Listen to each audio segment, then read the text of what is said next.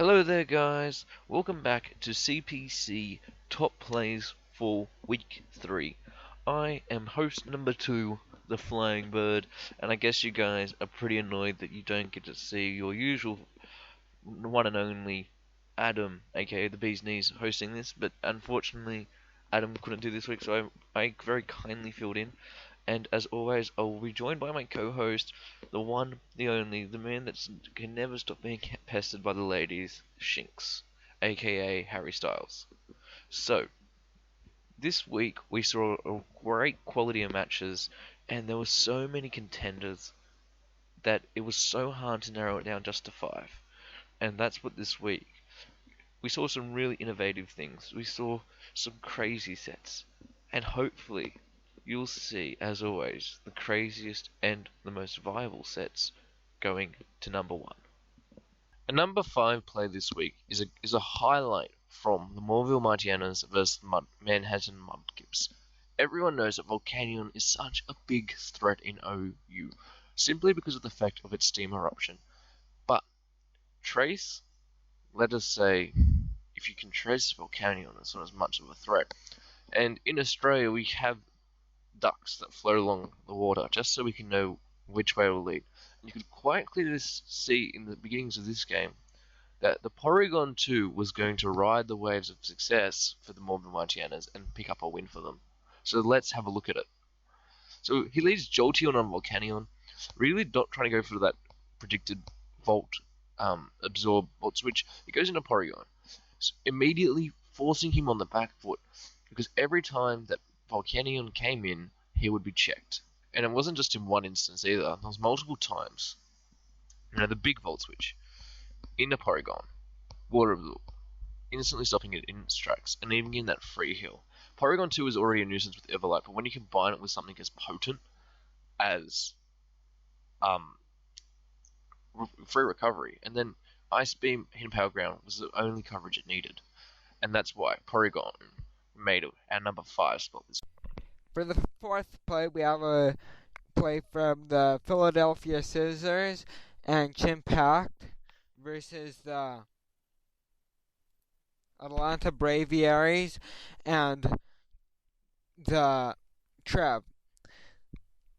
Trev has Celebi in on a Zard Y. Knowing that Celebi cannot take a hit, he switches out. Unfortunately, the Zard Y has a Dragon Dance up, and Starmie is not able to come in to spin away the rocks. As such, Talonflame has to come in and take Stealth Rock damage, making it so Zard Y can do damage to it, meaning that the next Stealth Rock switching will knock it out. This applied pressure to Trev and allowed Chimpact to keep the momentum and eventually win the game. At number 3, we have the Connecticut Crocodiles, Taboo Tattoo, aka their Charizard X, up against Sparse. So, it's about turn 41. Joey's looking a little down on his luck. He's had the hacks in his favour, but it's becoming quite close. It's 4-2 in Sparse's favour, and Joey looks like he might need a miracle to pull something out. But Charizard X, the king of the lizard stall.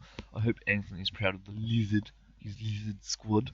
So, Taboo Tattoo comes in, goes for a D-Claw, kills Slug Life, Rocky Helmet, and then you think, right, Megalopody's here, he's got it. No, Megalopody's got nothing. Taboo Tattoo just,